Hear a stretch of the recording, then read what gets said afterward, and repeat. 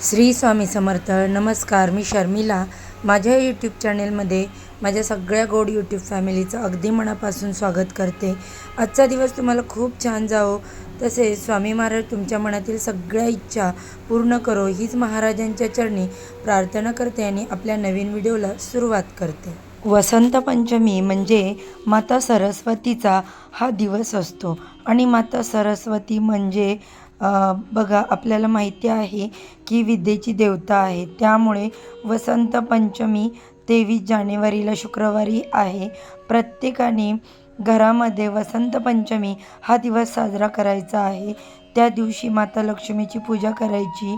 प्रत्येक आईने आपल्या मुलाबाळांसाठी उपाय करायचा असतो, कारण सरस्वती माता ही विद्येची देवता असल्यामुळे आपल्या मुलांनी पुढं जावं, भरपूर शिकावं, अशा प्रत्येक आईवडिलांची इच्छा असते.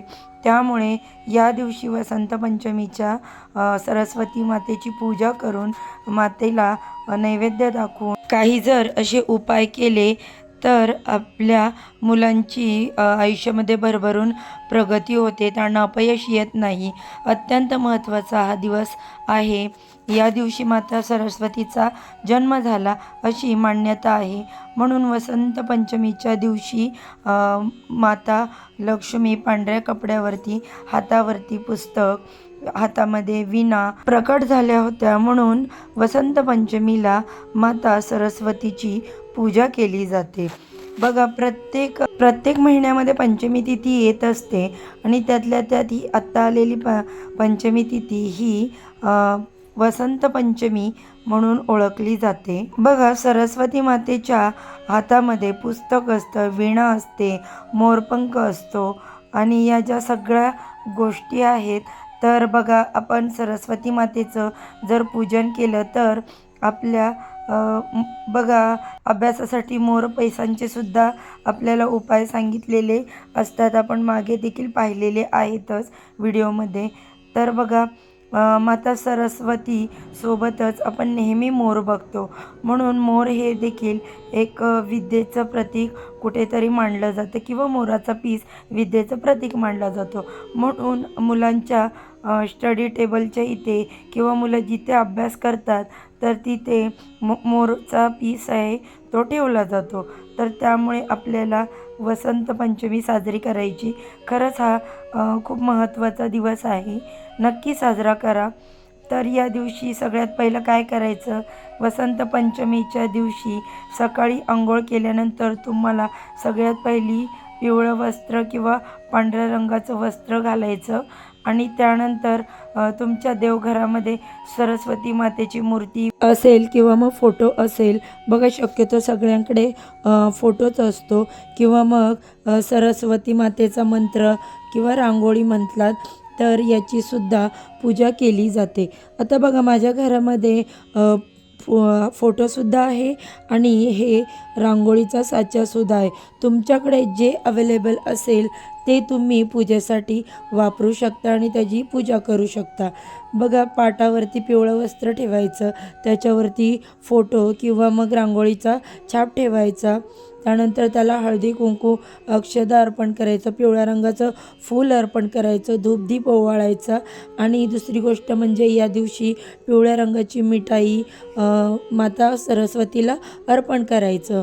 तुम्ही अगदी साध्यासोप्या पद्धतीने सांगितल्याप्रमाणे ही पूजा करायची. या दिवशी हवनसुद्धा केलं जातं. अगदी सोप्या पद्धतीने तुम्ही कापूर जाळून सरस्वती मातेचा मंत्र म्हटला की ओम श्री सरस्वते नमः, ओम श्री सरस्वते नमः हा मंत्र म्हणत कापूर जाळला तरी देखील चालेल. आणि नंतर तुम्हाला सरस्वती मातेची आरती करायची आणि या दिवशी शक्यतो पिवळ्या किंवा पांढऱ्या रंगाचे कपडे घालायचे. पिवळ्या रंगाचे कपडे का घालतात? माता सरस्वती यांना पिवळा रंग अतिशय प्रिय आहे. पिवळा रंग आपल्या जीवनामध्ये सकारात्मकता आणत असतो. पिवळा रंग बघा सूर्याच्या किरणांचा असतो, त्यामुळे आपल्या आयुष्यामध्ये अंधार जाऊन उजेड येण्यासाठी त्याची मदत होते. म्हणून पिवळा रंग अतिशय शुभ मानला जातो. त्यानंतर या दिवशी माता सरस्वतीच्या पूजेमध्ये पिवळ्या रंगाचे बुंदीचे लाडू, बेसनाचे लाडू नैवेद्य म्हणून अर्पण करा आणि नंतर प्रसाद म्हणून आपल्याला खायचे. तर अशा पद्धतीने वसंत पंचमीचा हा दिवस आपल्याला साजरा करायचा आहे. आणि दुसरी गोष्ट म्हणजे आपण घरातील सगळ्यांनी अंघोळीच्या पाण्यामध्ये चिमूटभर हळद टाकायची, गंगाजलचे 2 थेंब टाकायचे. कुठल्याही शुभ दिवशी बघा मी तुम्हाला सांगते, पाण्यामध्ये गंगाजल टाकून अंघोळ करायची, कारण यामुळे आपल्याला शरीराला लागलेले जे काही वाईट करणी बाधा दोष असतात, त्याचे वाईट परिणाम झालेले असतात, तर ते धुवून निघतो आणि आपण जे सेवा करतो त्याचं पूर्ण फळ आपल्याला मिळतं.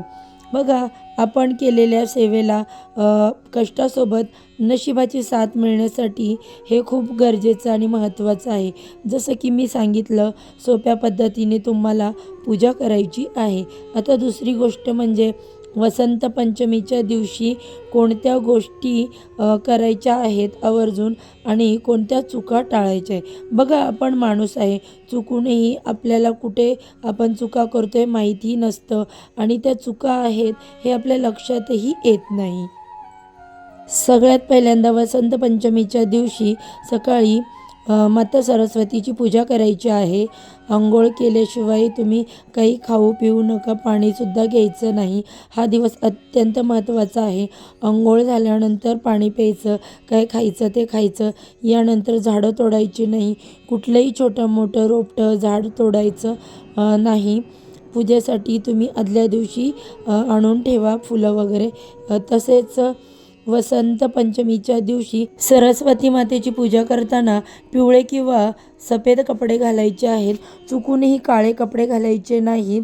तर बघा, काळा रंग हा आपण अगदी बघा संक्रांतीला वगैरे घालतो, बाकी कोणत्याही पूजेमध्ये 1-2 बोटांमध्येच मोजणाऱ्या ज्या पूजा आहेत त्यामध्ये आपण काळ्या रंगाची कपडे घालतो.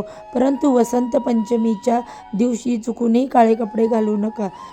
त्यानंतर बघा, आपल्याला सात्विक आहार घ्यायचा आहे, मांसाहार टाळायचा.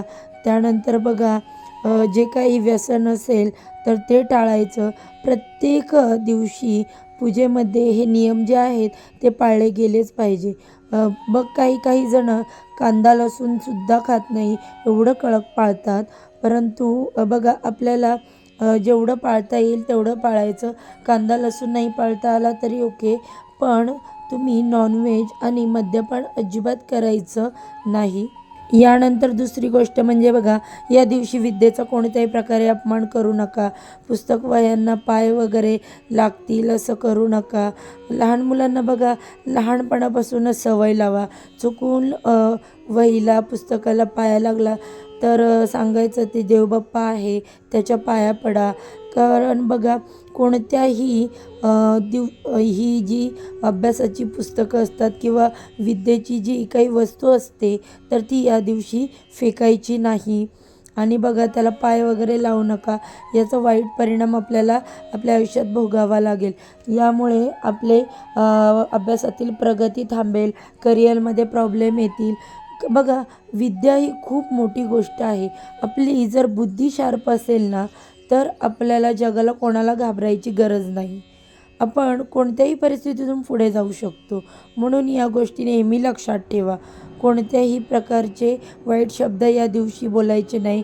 माता सरस्वतीची यथाशक्ती पूजा करायची, मंत्राचा जप करायचा, कोणाचा अपमान करू नका, मोठ्यांचे आशीर्वाद घ्या. त्यानंतर घरामध्ये चिडचिड करू नका, शिवीगाळ करू नका.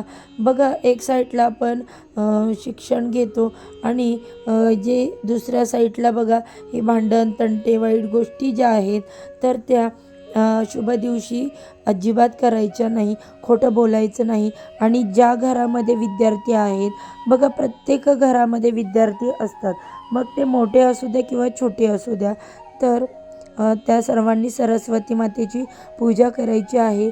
त्यांचा मंत्र म्हणायचा. जे काही मंत्रस्तोत्र आहेत ते तुम्ही यूट्यूबला लावले तरी चालतील. आणि बघा, दुसरी गोष्ट म्हणजे आईने मुलांसाठी हा उपाय आवर्जून करायचा आहे. मुलं जर मोठी असतील तर त्यांनी स्वतःहून हा उपाय केला तरीही चालेल. बघा, मधामध्ये बोट बुडवून किंवा तुळशीच्या काडीची जी वाळलेली काडी असते ती, किंवा दर्भाची काडी असते, किंवा मग सोन्याचं कानातलं अंगठी असेल, स्वच्छ धुवून घ्यायची, ते मधामध्ये बुडवायचं आणि मुलांच्या जिभेवर ऐम हा बीजमंत्र काढायचा आहे. मुलं जर छोटी असेल तर आईवडिलांनी मुलांसाठी केला तरी चालेल, आणि मुलं मोठी असतील तर त्यांनी स्वतः केला तरी चालेल. अतिशय दर महिन्याच्या पंचमीला हा उपाय जर तुम्ही केला तर मुलांची बुद्धी जी आहे ती अतिशय तीक्ष्ण बनते. मुलं जे आहेत ते एकपाठी बनतात. वारंवार बघा काही मुलं खूप चंचल असतात आणि एक वाक्य वाचतील, बघतील, परत इकडे तिकडे बघतील, परत एक वाक्य वाचतील, असं आजकाल मुलं असतात. पण आपल्या वेळेस बघा, आपला जो काळ होता तो वेगळा होता. पण आजकाल हट्टी चिडचिडी जी मुलं आहेत तर ती जन्माला आलेली आहेत. म्हणून वसंत पंचमी तिथीला हा ऐम हा बीजमंत्र जो आहे तो मुलांच्या जिभेवर काढायचाच आहे. वसंत पंचमीचा दिवस हा अत्यंत साध्या पद्धतीने आपल्याला साजरा करायचा आहे. कारण बघा, जिथे विद्या आहे तिथे त्या घराची प्रगती होते. आणि बघा, प्रगती कोणाला नको असते. आणि बघा, आपल्या घराची जर आपल्याला प्रगती हवी असेल तर सरस्वती मातेचा हा महत्त्वाचा दिवस तुम्ही साजरी करा. तर बघा, अत्यंत महत्त्वाची अशी वसंत पंचमीची माहिती मला तुमच्यापर्यंत पोचवायची होती. व्हिडिओमध्ये सांगितलेली माहिती जर तुम्हाला आवडली असेल तर व्हिडिओला लाईक करा, चॅनलला सबस्क्राईब करा, आणि असेच नवीन माहितीपूर्ण व्हिडिओ पाहण्यासाठी बेल आयकॉनला प्रेस करा. चला तर मग आजच्या व्हिडिओचा इथेच एंड करते. उद्या अशाच छानशा व्हिडिओसोबत पुन्हा नव्याने भेटू. सर्वांना श्री स्वामी समर्थ.